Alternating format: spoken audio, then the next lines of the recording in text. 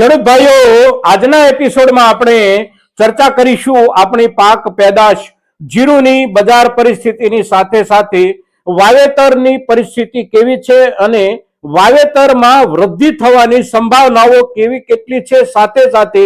વાવેતરની સંભાવનાઓમાં પણ શું ફેરફારો અને શું બદલાવો છેલ્લા એકાદ બે દિવસ દરમિયાન આવ્યા છે અને એ જે ફેરફારો અને બદલાવો આવ્યા હોય એના કારણે હવે પછી જે કાંઈ વાવેતરો કરવાની ગણતરીમાં ખેડૂતો હોય એમાં કેટલો ઘટાડો થઈ શકે, એમાં કેટલો વધારો થઈ શકે કે સમાન રૂપમાં અપેક્ષિત વિસ્તારમાં વાવેતર થઈ શકે કે કેમ, આ મુદ્દાઓ અગત્યના છે. કારણ કે આપણે પાછળના તમામ એપિસોડમાં જે ચર્ચા કરતા હતા એ પ્રમાણે જીરાના બજાર ભાવને અત્યારના સમયમાં હવે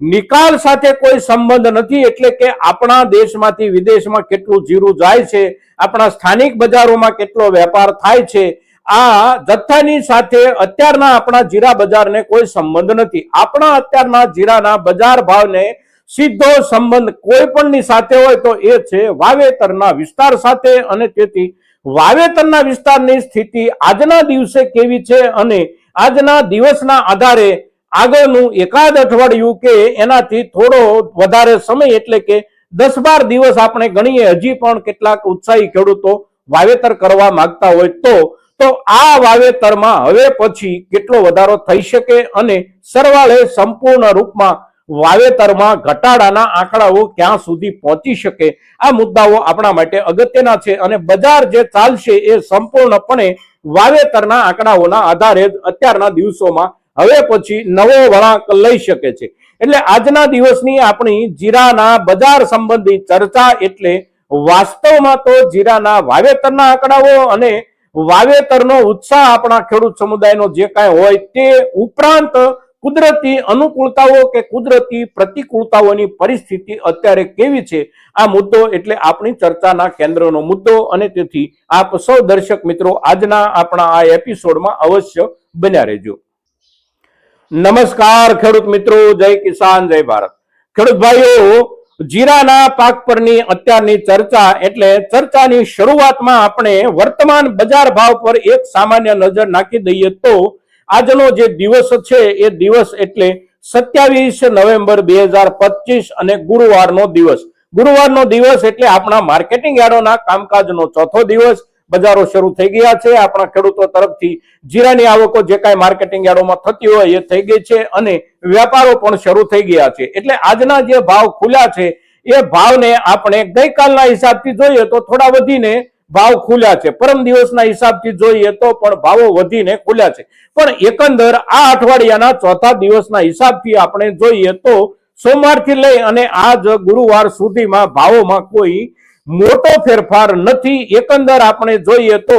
આપણને કોઈ માર્કેટિંગ યાર્ડમાં 100 રૂપિયાનો વધારો સાંભળવા મળે કે કોઈ માર્કેટિંગ યાર્ડમાં 100 રૂપિયાનો ઘટાડો સાંભળવા મળે તો એ વધારો હોય કે ઘટાડો હોય, આખરે ક્વોલિટીના કારણે ફેરફાર હોઈ શકે છે. જેમ કે સોમવારના દિવસે કોઈ માર્કેટિંગ યાર્ડમાં જીરું 4250 વેચાયું હોય તો આજે એના એ જ માર્કેટિંગ યાર્ડમાં જીરું 4100 રૂપિયામાં વેચાયું હોય તો એનો અર્થ એવો નથી કે જીરાના ભાવ ઘટી ગયા છે. જીરું જે ક્વોલિટીનું જે દિવસે વેચાયું હતું એ ક્વોલિટીનો જથ્થો આજે ન આવ્યો હોય એટલા માટે ભાવોમાં 100 રૂપિયા, 50 રૂપિયા કે 125 રૂપિયા કે 150 રૂપિયા સુધીનો ફરક આપણને જોવા મળી શકે છે. એવી જ રીતે સોમવારના દિવસે જે માર્કેટિંગ યાર્ડમાં ઊંચામાં ઊંચો ભાવ 3900 કે 4000 રૂપિયા સુધીનો આપણને સાંભળવા મળ્યો હોય તો એ જ માર્કેટિંગ યાર્ડમાં આજે આપણને 4200 રૂપિયા સુધીનો ભાવ સાંભળવા મળે તો એનો અર્થ પણ એ નથી કે ભાવમાં 200 રૂપિયાનો સુધારો છે. એનો અર્થ પણ પેલાની જેવો જ છે કે માત્ર ને માત્ર આવેલી ક્વોલિટીઓ જે કાંઈ તે દિવસે હોય સારામાં સારી ક્વોલિટી એ 4000 રૂપિયાના લેવલની હશે અને આજની આવેલી ક્વોલિટી 4200 રૂપિયાના લેવલની હશે. એટલે બજાર ભાવને લેવલના હિસાબથી આપણે જોઈએ તો નીચેનો દરજ્જો એટલે લગભગ 3400 રૂપિયા, ત્યાર પછી 100 રૂપિયા, 50 રૂપિયાના અંતરાલથી આપણે ક્વોલિટી વાઇઝ ઉપર જતા રહીએ તો લગભગ 4200 રૂપિયા સુધીના બજાર ભાવ અત્યારના દિવસ સુધીના આપણા બજારમાં જીરાના બન્યા છે. હવે આ 4-5 દિવસ દરમિયાન બદલાવ જે કાંઈ આવ્યો હોય એ બદલાવમાં એક બદલાવ એ આવ્યો છે કે આપણા ખેડૂતો તરફથી હવે જીરાને પકડ કરવાનું શરૂ થઈ ગયું છે. બજારમાં આવકો ઘટી ગઈ છે અને ઘણી બધી નોંધપાત્ર આવકો ઘટી ગઈ છે. માત્ર આપણા ગુજરાતમાં ઘટી છે એવું નથી, રાજસ્થાનમાં પણ આવકો ઘટી છે. સાથે સાથે સારી ક્વોલિટી, સુપર બેસ્ટ ક્વોલિટીનો જે જીરાનો પાક આવતો હોય એ પાક બિલકુલ આવતો બંધ થઈ ગયો છે. કારણ કે એ પ્રકારનો પાક જે ખેડૂત પાસે પાક્યો છે અને જેમણે સંગ્રહિત રાખ્યો છે એ ખેડૂતો હવે ઘણો સમય સુધી ધીરજ રાખવાની તૈયારીમાં માનસિક રીતે આવી ગયા હોય એવું અત્યારે લાગી રહ્યું છે. એટલે એક બદલાવ જે કાંઈ આવ્યો છે એ બદલાવ એટલે આપણા તરફથી માર્કેટમાં જતા જીરાના જથ્થામાં બદલાવ. હવે બીજો બદલાવ જે છે એ બદલાવ એટલે વાતાવરણના હિસાબે વાવેતરની પરિસ્થિતિમાં શું બદલાવ આવ્યો. પાછળના દિવસોમાં એટલે કે આજથી 1 મહિનો કે 1.5 મહિનો આપણે પાછળ જઈએ તો જીરું વાવવા માટે આપણા ખેડૂતોની જે કાંઈ માનસિકતા હતી બિલકુલ નિરુત્સાહ હતા આપણે જીરુના વાવેતર માટે. પણ જે વિસ્તારમાં કે જે ખેતરોમાં જે એરિયામાં કોઈને કોઈ કારણોસર જીરાનું વાવેતર કરવું જ પડે એમ હોય એવા વિસ્તારના ખેડૂતો જીરું વાવવાનું નક્કી કરી અને બેઠા હોય. બાકીના ખેડૂતો કોઈ પણ પ્રકારના ઉત્સાહના હિસાબથી જીરું વાવવા નહોતા માંગતા. પણ બજારમાં સુધારો, વાવેતરના આંકડાઓ નીચા આવવાની શરૂઆત થયા પછી જે સુધારો આવ્યો એના કારણે આપણા કેટલાક ખેડૂતોમાં વાવેતરનો ઉત્સાહ પણ આવ્યો. પણ આવેલા વાવેતરના ઉત્સાહ પછી વધારો થવાની શક્યતા, સંભાવના જે કાંઈ છે એ શક્યતા અને સંભાવનાઓને અત્યારે વાતાવરણ જે છે એ બદલી રહ્યું છે. વાતાવરણ એવા રૂપમાં બદલી રહ્યું છે કે આજે 27 તારીખ છે, આવતીકાલે 28 તારીખ છે, પરમ દિવસ 29 તારીખ, અને આ 3 દિવસ એટલે કે આજ 27, કાલે 28 અને પરમ દિવસ 29 તારીખ, આ 3 દિવસ દરમિયાન રાજસ્થાનમાં ઊભી થયેલી એક હવામાનની નવી સિસ્ટમના કારણે સામાન્ય રૂપમાં વરસાદની શરૂઆત, થોડો ક્યાંક વિશેષ પ્રમાણમાં પણ વરસાદ થાય અને રાજસ્થાનના જે વિસ્તારોમાં આ પરિસ્થિતિ નિર્માણ થઈ છે એ વેસ્ટર્ન ડિસ્ટર્બન્સ એટલે કે ઈરાન ઇરાક તરફથી આવતી આ પ્રકારની હવાઓના કારણે ઊભું થયેલું વરસાદી વાતાવરણ જીરાના વાવેતર વિસ્તારમાં જ છે. એટલે કે પશ્ચિમ રાજસ્થાન અને દક્ષિણ રાજસ્થાન કે દક્ષિણ રાજસ્થાન એટલે આપણા ગુજરાત એટલે કે ઉત્તર ગુજરાતની સાથે જોડાયેલો રાજસ્થાનનો વિસ્તાર. અને તેથી આ અત્યારના 2 થી 3 દિવસ દરમિયાન વાતાવરણમાં આવેલા વરસાદી પલટાના કારણે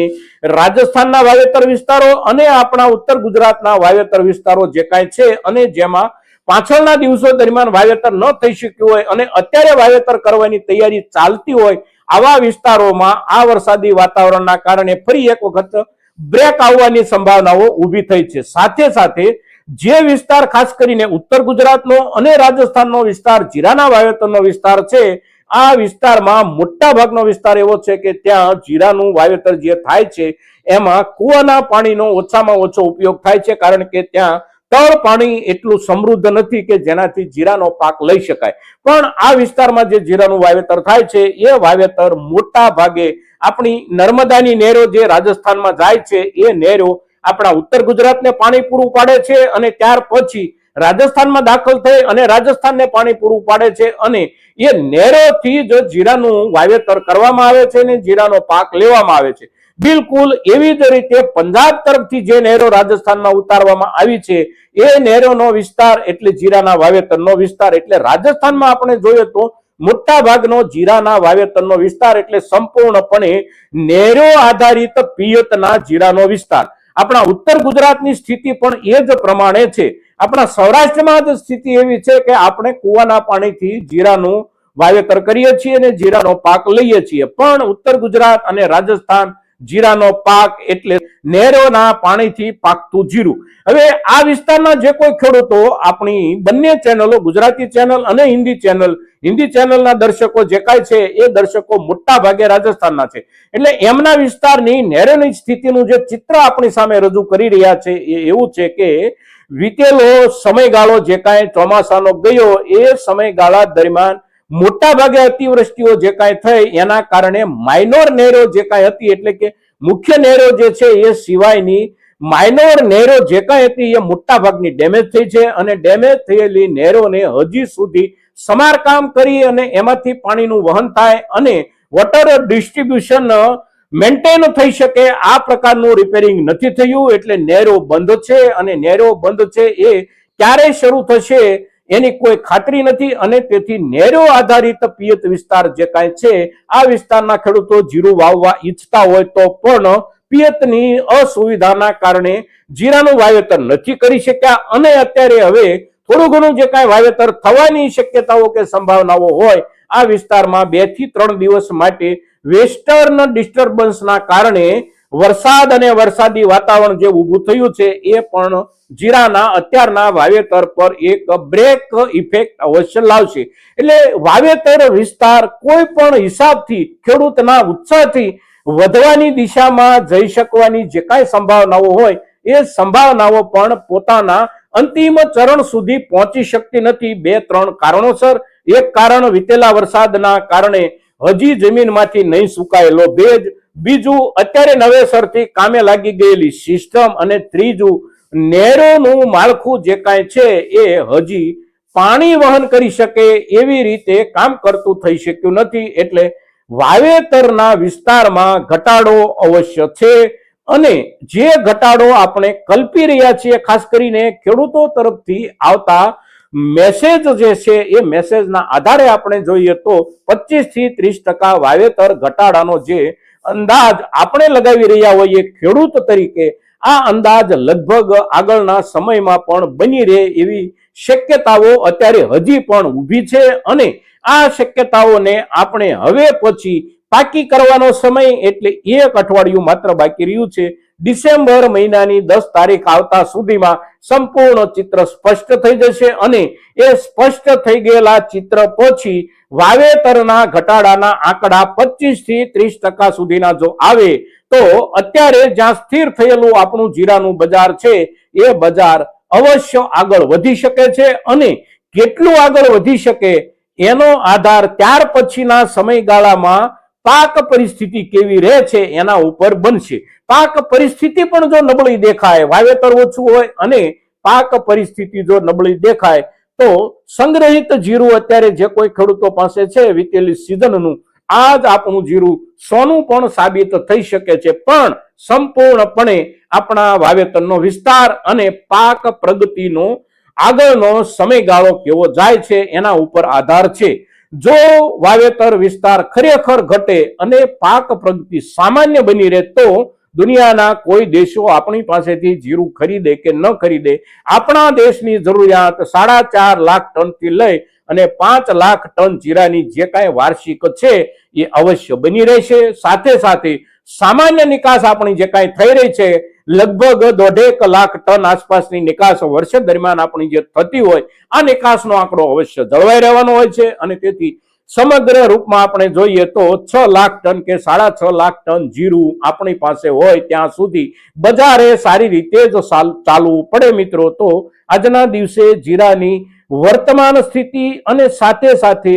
વાવેતરની શક્યતાઓ અને સંભાવનાઓમાં પણ આવી રહેલા બદલાવોની જ્યારે આપણે ચર્ચા કરીએ છીએ અને જે બદલાવોની અસર આગળના સમયમાં આપણા જીરાની સંગ્રહિત ઉપજ જે કાંઈ આપણી પાસે છે એના ઉપર બહુ મહત્વની અસર કરે એવા જ્યારે સંજોગો ઊભા થયા છે ત્યારે આપણી આ ચર્ચા દરેક ખેડૂત માટે ખૂબ અગત્યની છે અને જેટલી એ ચર્ચા અગત્યની છે એટલી જ એ ચર્ચા માટે આપનો રોલ પણ અગત્યનો છે. આપ મહત્તમ ખેડૂતો સુધી આપણી આ ચર્ચા પહોંચાડો એ જ આપની ભૂમિકા, એ જ આપનો રોલ અને આપ આ રોલ આ ભૂમિકા અવશ્ય નિભાવશો એવી આપની પાસેથી અપેક્ષા સાથે જય કિસાન, જય ભારત.